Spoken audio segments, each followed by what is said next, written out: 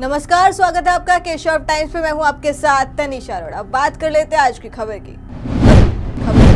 पत्रकार मुकेश चंद्राकर इन दिनों काफी सुर्खियों में बने हुए हैं। एक पत्रकार जो आप तक सच्चाई को लाए, जो आपके हित में आवाज उठाए। एक ऐसा पत्रकार आज हमारे बीच नहीं रहा। सच्चाई के लिए लड़ने वाले पत्रकार की इतनी बेरहमी से हत्या कर दी गई। आइए अब आपको समझाते हैं कि आखिर पूरा मामला है क्या।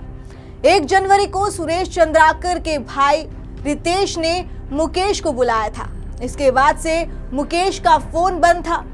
बीजापुर पुलिस को मुकेश का शव सुरेश चंद्राकर के प्रॉपर्टी पर बने हुए एक सेप्टिक टैंक से बरामद किया गया था। बस्तर में ठेकेदार लोभी का बड़ा दबदबा था और आरोप है कि ठेकेदार सरकारी अधिकारियों को घूस देकर बड़े बड़े प्रोजेक्ट्स हासिल करते हैं।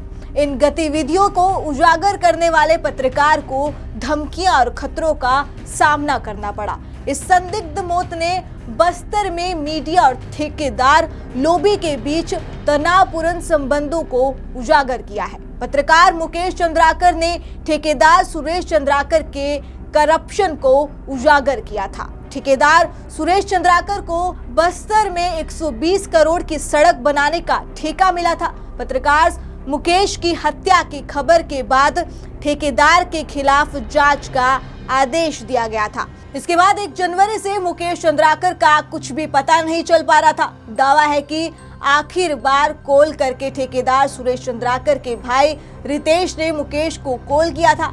इसके बाद 1 जनवरी से ही मुकेश चंद्राकर का फोन स्विच ऑफ आता रहा। दावा है कि टैंक में शव को डालकर उसके ऊपर प्लास्टर कर दिया गया था, जिसके बाद पुलिस को शक हुआ। छत्तीसगढ़ बीजेपी ने पत्रकार मुकेश चंद्राकर हत्याकांड मामले को लेकर कांग्रेस पर तीखा हमला किया है। बीजेपी ने कहा कि बस्तर में कांग्रेस प्रदेश अध्यक्ष दीपक बैज के दौरे के दौरान कांग्रेसियों ने उनका गर्मजोशी से स्वागत किया। आतिशबाजियां करवा रहे थे, ढोल नगाड़े बजवा रहे थे, खुद पर फूलों की बारिश करवा रहे थे, नारेबाजी हो रही थी। कांग्रेस की ओर से बहिष्कृत पत्रकार दिवंगत मुकेश चंद्राकर की हत्या के बाद जश्न मना रहे थे।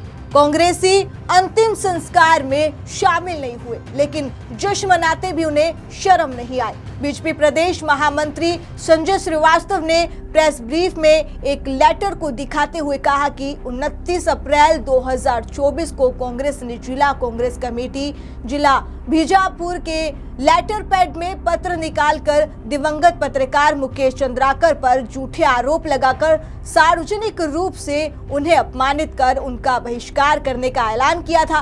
भाजपा प्रदेश महामंत्री श्रीवास्तव ने कहा कि 4 जनवरी 2024 को पूर्व मुख्यमंत्री भूपेश बघेल का तय कार्यक्रम जारी किया गया था। उसमें उनका रात्रि विश्राम कांकेर यानी कि बस्तर ही था। वहीं कांग्रेस के प्रदेश अध्यक्ष दीपक बैज भी इसी तारीख को जगदलपुर में थे। उसके बावजूद ये दोनों नेता मुकेश चंद्राकर की अंतिम यात्रा में शामिल नहीं हुए और न ही कांग्रेस का कोई बड़ा नेता उनकी अंतिम संस्कार में शामिल हुआ। कांग्रेस ने एक सच्चे पत्रकार का जीवित रहते भी बहिष्कार किया और मृत्यु के बाद भी बहिष्कार किया। इससे बड़ी शर्मनाक बात और क्या हो सकती है। लोकतंत्र और लोकतंत्र के चौथे स्तंभ के प्रति कांग्रेस की सोच क्या है, ये फिर से प्रमाणित हुआ। श्रीवास्तव ने कहा कि इससे भी अधिक शर्मनाक और क्या हो सकता है कि एक तरफ बस्तर गमगीन था, दूसरी ओर कांग्रेस जश्न मना रही थी। मुकेश चंद्राकर की निर्ममता से हत्या के बाद जहां बस्तर सहित पूरा छत्तीसगढ़ शोकमगन था, बस्तर में मुकेश चंद्राकर को अंतिम विदाई देने सभी लोगों ने स्वस्फूर्त अपने व्यावसायिक प्रतिष्ठान भी बंद कर दिए थे। वहीं उसी बस्तर में कांग्रेस के प्रदेश अध्यक्ष दीपक बैज खुद को लड्डुओं से तुलवा रहे थे, आतिशबाजियां करवा रहे थे, ढोल नगाड़े बजवा रहे थे, खुद पर फूलों की बारिश करवा रहे थे, नारेबाजी भी हो रही थी। कांग्रेस में मानो कांग्रेस नेता द्वारा कांग्रेस बहिष्कृत पत्रकार स्व मुकेश चंद्राकर की हत्या के बाद जश्न का माहौल नजर आ रहा था।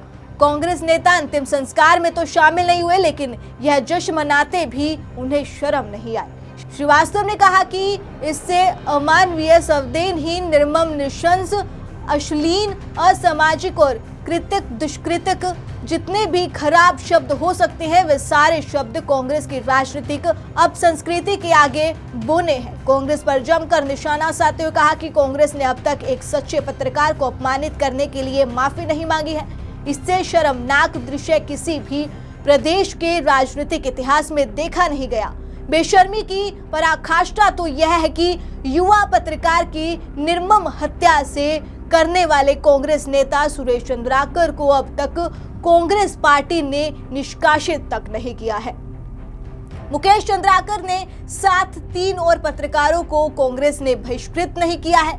क्या उसकी जान को खतरा हो सकता है? क्या भाजपा उन्हें सुरक्षा देगी? इस सवाल पर कहा कि कुछ राष्ट्रीय पत्रकारों की भी एक्स पोस्ट सामने आई है जिसमें उन्होंने यह संदेश जताया है कि एक पत्रकार के कांग्रेस द्वारा बहिष्कार के बाद उसकी हत्या कांग्रेस नेता ने करवाई है, तो यह बेहद गंभीर मामला है।